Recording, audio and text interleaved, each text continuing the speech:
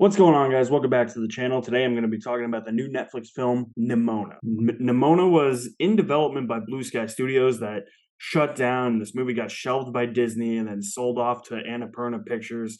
And Netflix acquired the distribution rights. It stars the voices of Chloe Grace Moretz as Nimona and Riz Ahmed as Ballastair. A knight framed for a tragic crime teams with a scrappy, shape-shifting teen to prove his innocence. That's all I really want to say about Nimona, because I want you guys to experience this thing. Really know how to talk about this movie or give a good intro for this movie, other than it is what I previously stated. It was once canceled by Disney. They didn't like some of the stuff that was in it, because I don't know why, they're idiots. And Blue Sky Studio shut down. It's sad that animation projects get canceled. It's sad Blue Sky Studio shut down, but maybe it was for the better. This is a hard-hitting movie. This is a heavy movie, and I'll get into that in a minute. But first of all, what I liked or loved about this movie is the world building. The world in here is it's rooted in the present. It feels like it takes place in the past, but yet it feels so tangible in the future. It's one of those things where it's Blade Runner meets the Middle Ages, but it reminds me of something like the Hunger Games. Like if there's like a big apocalyptic event that causes society to induce dystopian society, I feel like it could be like a Hunger Games society where you just watch people die for entertainment. Or a better case, an example, an apocalyptic event happens and we become stuck in the world of like Horizon Zero Dawn. Those were the two things that were running through my head in this movie, and I actually think that that's to the benefit of the movie, because it's interesting, because I don't think I've ever seen an animation movie or a movie in general combine elements of what we have that is tangible in the present that wasn't tangible in the past, taking an era of history and fantasy like the Middle Ages and meshing those two together, yet it feels like it could happen in the future. Games and movies, they could predict the future, which is kind of scary. No, I'm not saying this is AI.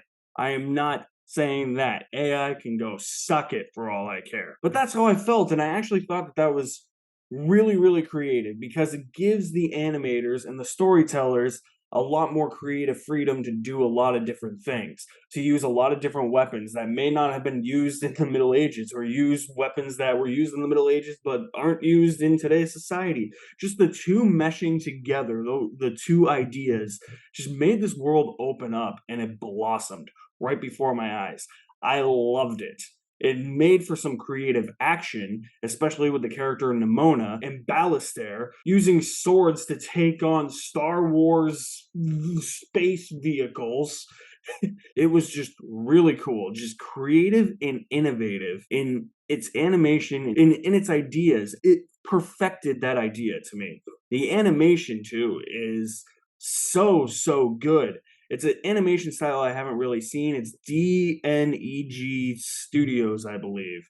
That is the animation studio behind this. I want to see them do more, because the animation here is perfect, on target. I loved how they moved the characters in and out of the frames, and how everything was animated, and how it still felt so good looking. It's not photorealistic, but there are things where I'm just like, if that was actual live action, I could buy this as live action. And I'm not discrediting animation when I say that, but I just think it would translate very well to live action. And sometimes that's kind of how I picture animation. That's really what I do when I think about the live action Disney remakes.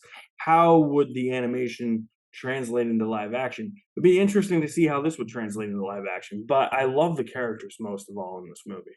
Ballastair is a really good character. You feel for him from the moments he's on screen. And I like what this movie does. It sets him up as the main character. So you're following him for the first 15 minutes or so, and then Nimona is introduced, and it seems like she's the supporting character, but then something happens where it's flipped around. And I'm going to briefly talk about that scene, no spoilers, but that's when you realize that that's why they named the movie Nimona. She is the glue that holds this movie together. I love this character. She was so cool, so unique. I felt bad for her. She's a very tragic character. She's very objectified in this movie. And the way the movie plays with that theme is brilliant in my mind. It gets heavy, guys. It goes places animation usually doesn't go. And the scene that I'm talking about is really what solidifies this character for me because it's a flashback and you see Nimona's backstory, but you see how tragic and sad it is. And she's such a tragic character, but what sells you on the scene is how the scene is written. The music, the animation has a huge emotional core that you can actually relate to. It has a big message in that scene about monsters, outsiders, people who feel like they don't belong. That scene is tragic and sad, but there's glimmers of happiness in her life, and it is fantastically expressed on screen. One of the best scenes I have seen in cinema all year. Let's talk about the villain because this villain is yeah, what a bitch! Massive bitch! Every time she was on screen, I was like, kill her. It was weird because she's so stoic. It felt like a horror movie villain to me. Because she was so stoic, it just made her that much more creepy. Even if there's nothing really there for the villain, the presence is felt because she's so stoic, and she's just sitting there like, and it was scary for me. So I was just sitting there looking away like, not the best villain, but functional for what the movie needed to do. I think that this movie takes a lot of leaps and twists and turns that I don't think mainstream studio tentpole animation movies would do.